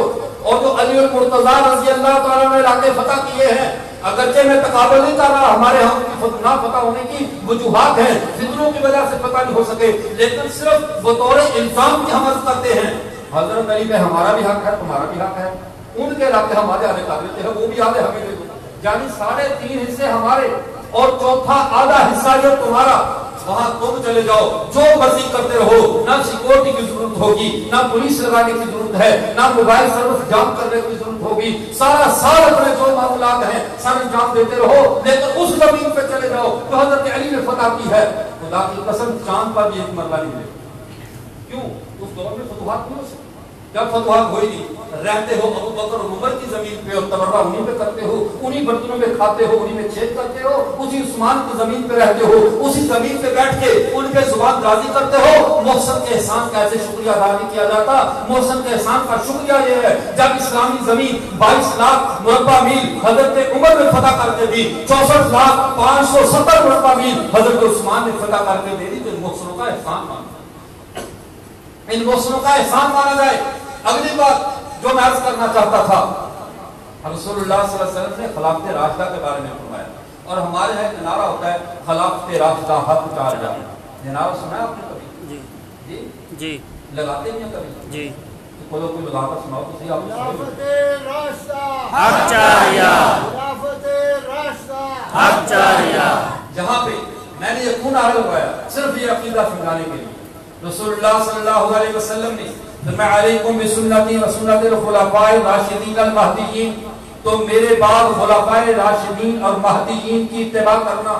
خلفاء راشدین 4 ہیں، ابو بکر، عمر، عثمان و علی۔ اگرچہ خلافت راشدہ کا دور 30 سال ہے، ان چاروں کے دور میں بنتے ہیں 29.5 سال۔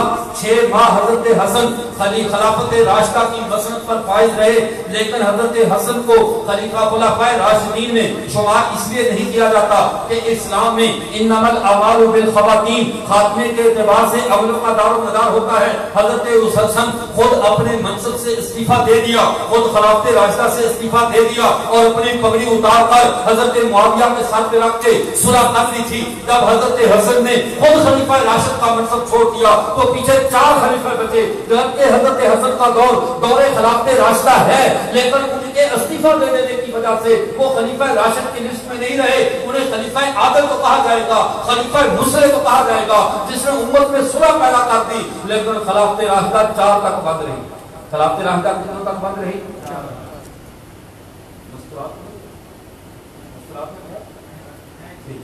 تو میں عرض کر رہا تھا کہ اب خلافت راشدہ حق 4000 کی یہ بات پھر کبھی سے یہ حضرت کو بتا دوں گا، حضرت اپنے جمعے میں آپ سے عرض کر دیں۔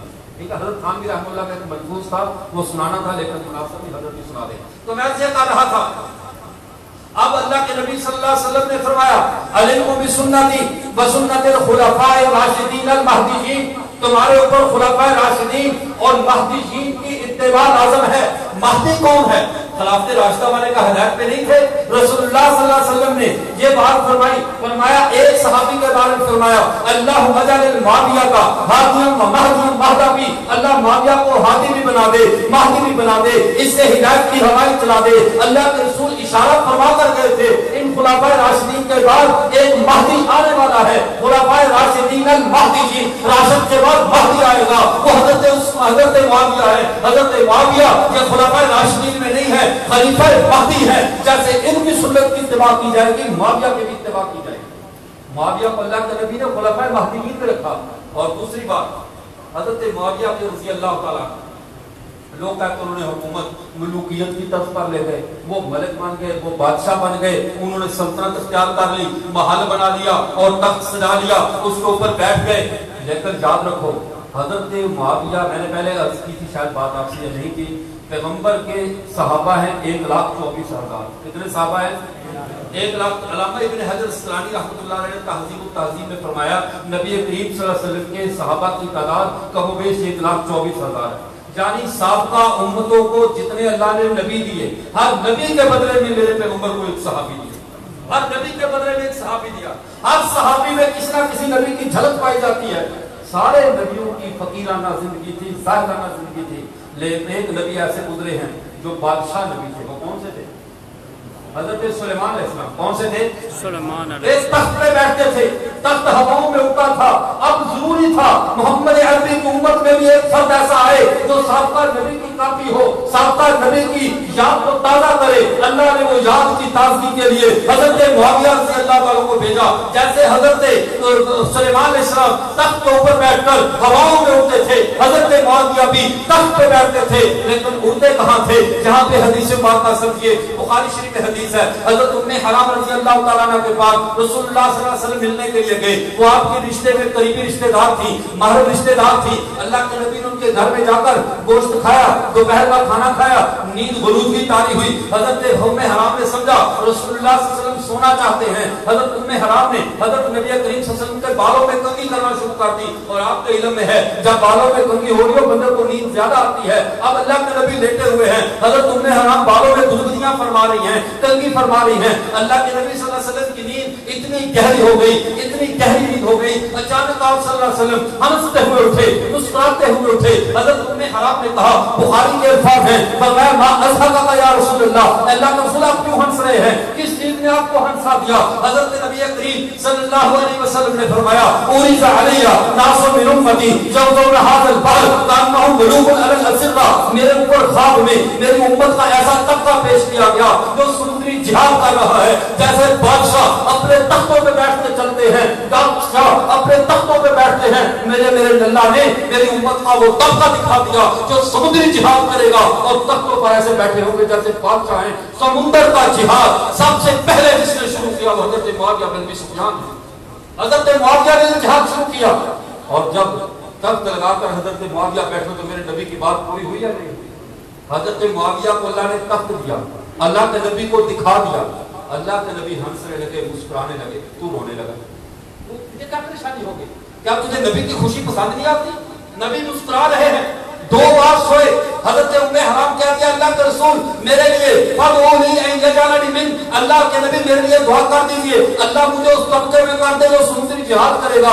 اللہ کے رسول نے کچھ نہیں فرمایا اور پھر سو گئے. دوبارہ پھر اٹھے, ہنستے ہوئے اٹھے, فرمایا ما اضحکک یا رسول اللہ, اللہ کے رسول کس چیز نے ہم آپ کو ہنسایا؟ فرمایا اولد علیہ ناس من امتی یغزون وفی روایت یجاہدون فی سبل البحر, جو سمندروں کے اوپر, سمندر کی برف کے اوپر جہاد کر رہے ہیں کل ملوکی علی الاسرہ, جیسے بادشاہ ہیں. حضرت ام حرام نے کہا اللہ کے رسول میرے لیے دعا کر دیجیے. فرمایا آپ پہلے طبقے میں ہیں, آپ پہلے گروپ میں ہیں. کیوں؟ اللہ کے نبی کو پتا تھا اس نے پہلے گروپ میں شہید ہو جانا, دوسرے میں دعا کی ضرورت ہی نہیں. تو حضرت ام حرام پہلے سمندری جہاد میں شہید ہو گئی, گھوڑے سے گری اور شہید ہو گئی, سفر میں جا رہی. تو اللہ کے نبی صلی اللہ علیہ وسلم حضرت معاویہ کو تختہ دے کر, حضرت معاویہ کو بادشاہت دیکھ کر اللہ کے نبی مسکرا رہے ہیں. تو رو رہا ہے, خدا کے لیے اپنی خوشی نبی کی خوشی سے ملا دے. اپنے غم کو کم کر, کب تک غم میں جلتا رہے گا, غم میں ہلکار رہے گا. اس بات پہ خوش ہو جا جس پہ تیرا نبی خوش ہو گیا ہے, تیری نجات ہو جائے گی. آگے چلیے. حضرت معاویہ کہاں پہ تھے؟ ملک شام میں. کہاں پہ تھے؟ شام میں. کیوں تھے؟ اب دیکھو, آپ میں سے جو فوجی ہے جن کا فوج سے تعلق رہا ہے وہ جانتے ہیں کہ بارڈر کے اوپر کبھی ڈھیلا سپاہی کھڑا نہیں کیا جاتا. بارڈر پہ ہمیشہ وہ کھڑا کیا جاتا ہے جو برابر کی ٹکر ہو یا کم از کم غالب بڑھ کر ہو. آپ نے کبھی دیکھا واگا بارڈر پہ کوئی دمے کا مریض فوجی کھڑا کیا ہو, دبلا پتلا کھڑا کیا ہو؟ اسی طرح چوڑی چھاتی والے, اونچے قد والے اور بڑے بڑے ڈوروں والے کھڑے کیے جاتے ہیں. وہ ایسے سینے پھاڑ پھاڑ کے اور دیدے پھاڑ کر دشمن کی طرف دیکھ رہے ہوتے ہیں, دشمن کو اوپر روک ڈال رہے ہوتے ہیں. سرحد کے تقاضے اور ہوتے ہیں, اندرون سلطنت کے تقاضے اور ہوتے ہیں. مدینہ وسط ریاست میں تھا, اسلامی ریاست کا دارالخلافہ مدینہ تھا یا کوفہ تھا, یہ سارے اسلامی ریاستوں کے وسط میں تھے. یہاں پہ زاہدانہ زندگی والے, درویش زندگی والے, دنیا سے بے رغبتی والے خلیفہ رہے. لیکن شام جو تھا وہ ملک روم کی سرحد پہ تھا. روم ایک بڑی سپر طاقت رہ چکی تھی, روم کی ایک پاور تھی. اس کے مقابلے میں ایسا جرنیل چاہیے تھا جو اسی طرح کا مزاج رکھتا ہو. اگر وہ بادشاہ ہے تو یہ بھی بادشاہ ہو, وہ سینہ تان کر چلنے والے ہیں تو یہ بھی سینہ تان کر چلے, وہ تخت پہ بیٹھتے ہیں تو یہ بھی تخت پہ بیٹھے. اللہ نے حضرت معاویہ کو اسلام کی سرحد پہ تعینات کروایا. معاویہ اس امت کا جرنیل تھا, سینہ تان کے رکھ سکتا تھا. ادھر بادشاہ تھی تو مقابلے میں اللہ کسی بزرگ, کسی درویش, کسی فقیر میں صحابی کو نہیں لائے, اس صحابی کو بارڈر پہ رکھا جو اسی طرح کا شاہانہ مزاج رکھتا تاکہ سلطنت کی آنکھوں میں آنکھیں ڈال کر بات کو کرے. جیسی سلطنت جیسا مد مقابل ویسا مقابلے پہ. تو حضرت معاویہ کا حاکمانہ مزاج رکھنا, اور یہ مزاج رکھنا کس لیے تھا کہ وہ اسلام کے بارڈر پہ تھے, اور بارڈر کا مزاج ہوتا وہ میں نے آپ سے عرض کیا. اب آئیے جو واقعہ کربلا ہوا, تقریر آپ شروع کرتے ہیں. پانی نہیں پریشان نہ ہو, زیادہ وقت چند منٹ اور دے.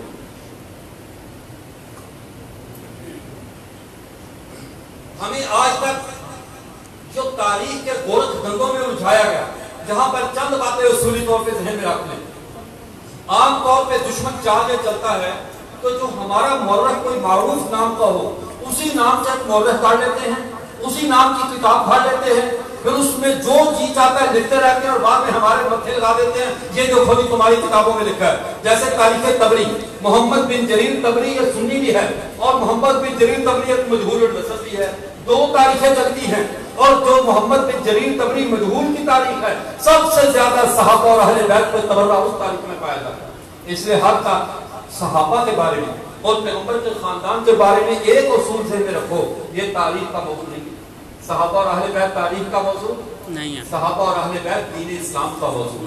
صحابہ اور اہل بیت کو جب بھی دیکھنا ہے یا رب کی نظر سے دیکھو یا مصطفیٰ کی نظر سے دیکھو. بعد والا مورخ کیا کہتا ہے, بعد والا کوئی خلافت و ملوکیت کی دکان سجا کے کیا کہتا ہے, اس کی طرف توجہ نہ کرو, اس کی طرف آنکھ اٹھا کر بھی نہ دیکھو. کیوں؟ صحابہ سے بڑے صرف پیغمبر ہیں یا اللہ کی ذات ہے, صحابہ پیغمبر کے خاندان سے بڑے یا پیغمبر ہیں یا خدا کی ذات ہے. ان دو طبقات سے اوپر دنیا میں کوئی انسان نہیں ہے. چاہے کوئی مجتہد ہو, چاہے کوئی امام ہو, چاہے کوئی فقیہ ہو, محدث ہو, سب کے سب کا درجہ صحابہ سے نیچے ہے, اہل بیت سے نیچے ہے. ان کی جرح, ان کا اعتراض مردود ہے. جب اللہ نے ثقافت بیان کر دی, میرے پیغمبر نے ثقافت بیان کر دی, اللہ نے کہہ دیا میں ان سے راضی ہوں, میرے پیغمبر نے کہہ دیا میں ان سے راضی ہوں, تو بعد والے کسی کی ناراضگی کی کوئی وقت نہیں ہے. لوگ کیا کرتے ہیں, تاریخ اٹھا لیتے ہیں, کس نے لکھی ابن خلدون نے, کس نے لکھی ابن خلدکان نے, کس نے لکھی فلاں نے لکھی. لیکن یاد رکھو جب صحابہ تاریخ کا موضوع ہے ہی نہیں تو تاریخ اٹھا کر ان پہ اعتراض کس بات ہے. تاریخ کو بنیاد بنا کر کبھی صحابہ اور پیغمبر کے خاندان پہ اعتراض نہ کرنا, اپنے دلوں میں بدگمانی نہ لانا.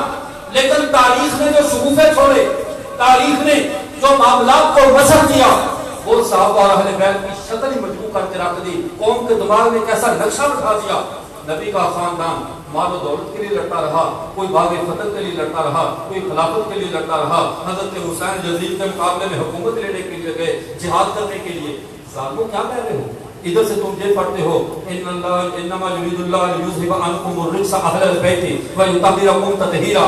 اللہ اہل بیت سے رجس کو دور کرنا چاہتے ہیں. رجس پتہ ہے کس کو کہتے ہیں؟ ایک چیز ہوتی ہے نجس نون کے ساتھ, ایک ہوتی ہے رجس. کلیات ابو البقاء میں محمد بن حسین موسیٰ القفوی نے دونوں کا فرق لکھتے ہوئے کہا ہے. انہوں نے کہا رجس, نجس کہتے ہیں ظاہری نجاست کو, کپڑے پہ گندگی لگ جائے دھونے سے پاک ہو جاتا ہے, انگلی اور ہاتھ پاؤں پہ گندگی لگے اسے نجاست کہتے ہیں, اور جو دل میں گندگی ہے اسے رجس کہتے ہیں. اور رجس کیا گندگی کیا ہے؟ لالچ کا ہونا, حرص کا ہونا, بغض کا ہونا, کینے کا ہونا, تکیے کا ہونا, جھوٹ کا ہونا, کسی چیز کا حد درجے سے بڑھ کر کسی کے بارے میں بددیانتی ہونا, اس چیز کو رجس کہتے ہیں. اللہ نے اہل بیت کے بارے میں کہا میں نے ان کے سینوں کو رجس سے پاک کر دیا. اب جو کہے ایک طرف یہ آیت پڑھے کہ اللہ نے اہل بیت کے سینے رجس سے پاک کر دیے, ان کے دلوں سے گندگیوں کو نکال دیا. اہل بیت کے دل میں اب کوئی کینہ نہیں ہے, کوئی بغض نہیں ہے, کوئی لالچ نہیں ہے. ساتھ کہے وہ باغ کے لیے لڑتے رہے, ساتھ کہے وہ خلافت کے لیے لڑتے رہے, ساری گندگیاں ان کے سینے کی طرف منسوب بھی کر رہا ہے, ساتھ ساتھ یہ آیت بھی پڑھ رہا ہے. یا یہ آیت پڑھنی چھوڑ دے یا پھر ہم اہل بیت کی طرف وہ باتیں منسوب کرنی چھوڑ دیں. اہل بیت کا صدقہ تو ہم کھا رہے ہیں, اہل بیت کا صدقہ تو پوری امت کھا رہی ہے, اور تو اہل بیت کو لالچی ثابت کرتا ہے. وہ زمین کے ٹکڑوں پہ روتے رہے, خلافت کے لیے لڑتے رہے. یہ خلافت بھی اہل بیت کے قدموں کا صدقہ ہے. لیکن اہل بیت کے دلوں میں خلافت کا لالچ نہیں تھا, اہل بیت کے دلوں میں زمینوں کا لالچ نہیں تھا. اگر ان کے دلوں میں ہم لالچ مان لیں تو قرآن کی صاحب کا کیا مطلب ہے؟ اللہ نے ان کے دلوں سے رجس کو دور کر دیا. تو میں سے کر رہا تھا.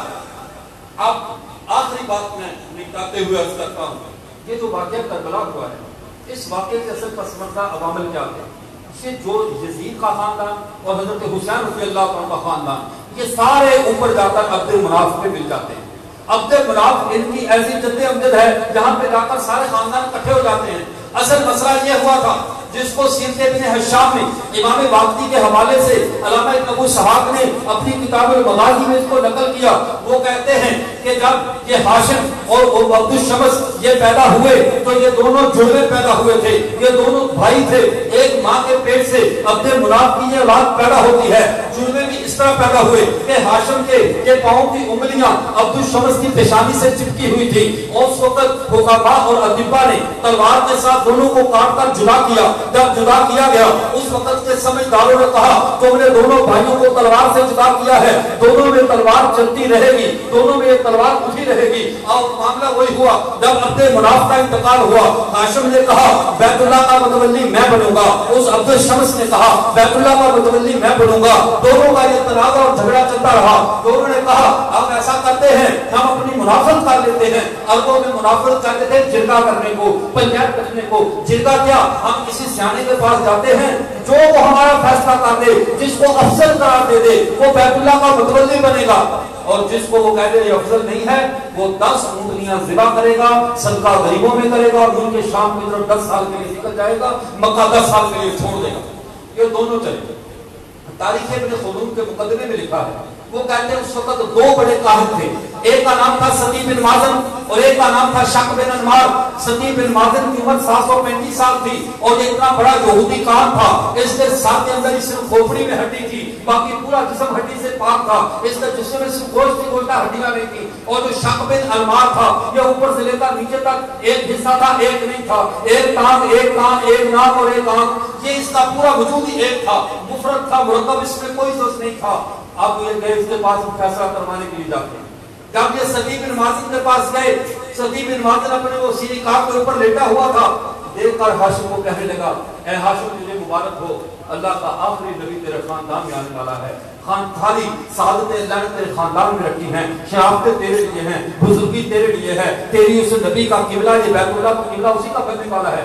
فیصلہ تو ہو گیا، دونوں واپس آئے اور اب تو شمس جلا وطن ہو کر چلا گیا ملک شام میں اور ہاشم رہ گیا مکہ مکرمہ میں.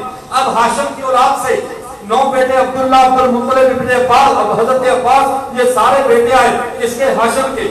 اور ہاشم کی اولاد سے عبداللہ کے بیٹے جناب رسول کریم صلی اللہ علیہ وسلم، عبد المطلب کے بیٹے حضرت علی المرتضیٰ، علی المرتضیٰ کے بیٹے حضرت حسن اور حسین. یہ لڑی اس طرح چل پڑی. تو عبد الشمس ہاشم کا دوسرا بھائی عبد الشمس کا، اس کا بیٹا حرب، حرب کا بیٹا سفیان، حضرت سفیان رضی اللہ تعالیٰ عنہ، حضرت سفیان کے بیٹے حضرت معاویہ رضی اللہ تعالیٰ عنہ اور معاویہ کا بیٹا یزید. یہ لڑی اس طرح چل پڑی. یہ دو خاندان آپس میں اسلام کے آنے سے پہلے بھی لڑتے رہے، پہلے ٹکراؤ رہا. لیکن پیغمبر نے جب دین اسلام کی دولت سے ان کو نواز دیا، ان کے دلوں میں محبت بھاگی، فتنے دب گئے، نفرتیں ختم ہو گئیں. بعد میں عبداللہ بن ابی آیا، اس نے اسی بجھی ہوئی آگ کو جو پہلے خاندانی تعصب کے طور پہ چلی آ رہی تھی اسی کو دوبارہ ہوا دے دی، اسی کو دوبارہ ہوا دی اور ہوا دے کر پھر برطانوی حکام کو حتیٰ کہ واقعہ کربلا جیسا سانحہ پیش آیا. مولانا عطیق الرحمن سنبلی نے اپنی کتاب واقعہ کربلا کے پس منظر میں لکھا ہے، وہ کہتے ہیں یزید مرجع عقیدے کا مالک تھا. مرجع عقیدے کا یہ مطلب ہے کہ جو کہتے ہیں ایمان لانے کے بعد کوئی گناہ نقصان نہیں دیتا، اور اس بنیاد پہ یزید نے اتنا بڑا اقدام کیا، کہا کہ اب میرا تو گناہ لکھا ہی جائے گا کہ میں خلیفہ بھی ہوں اور میں صاحب ایمان بھی ہوں. اس بنیاد پہ اس نے اتنا بڑا جرم کر دیا کہ پیغمبر کے خاندان کو خاک و خون میں تڑپا دیا. اور یاد رکھو اس دور میں مرجع عقیدے کا مالک ابو الطاہر تھا، یہ بیت کے درست پر یہ دوسرے عقیدے کا مالک تھا. یہ بھی کہتا تھا ایمان لانے کے بعد کسی نیکی کی ضرورت نہیں ہے، جیسے حالت کفر میں کوئی نیکی فائدہ نہیں دیتی، حالت ایمان میں کوئی گناہ نقصان نہیں دیتا. یہ ان کی نئی منطق اور نئی تھی. تو باہر کا نیب سے کہا رہا تھا.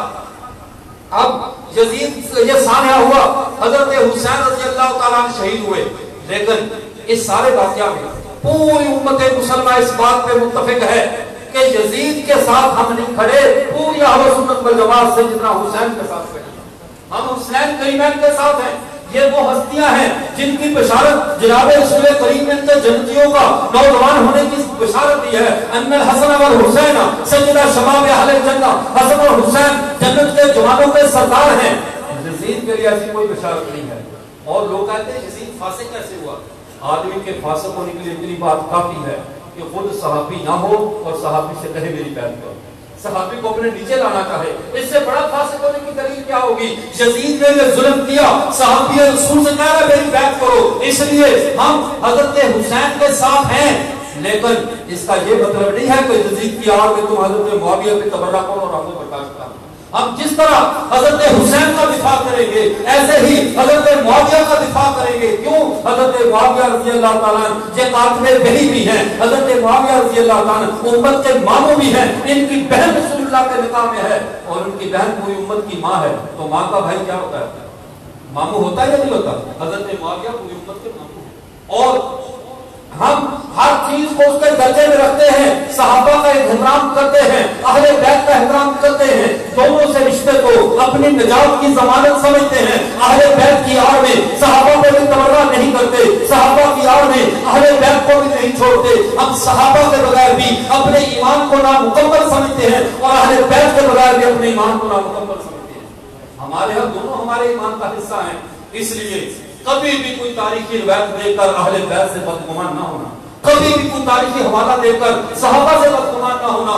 دونوں سے محبت کرنا اللہ ہماری نجات کر دیں گے، دونوں کے راستے پہ چلنا اللہ ہمیں معاف کر دیں گے، ہماری نجات ہو جائے گی. کسی کے بارے میں بھی دل میں کھوٹ آ گیا تو رب کعبہ کی قسم نہ ہم اس جہان کے رہیں گے نہ اس جہان کے رہیں گے، ہم دونوں جہانوں میں محدود ہو جائیں گے. اللہ تعالیٰ ہم کو حقیقی معنوں میں حضرات صحابہ اور حضرات اہل بیت سے محبت کرنے کی توفیق عطا فرمائے. وآخر دعوانا الحمدللہ.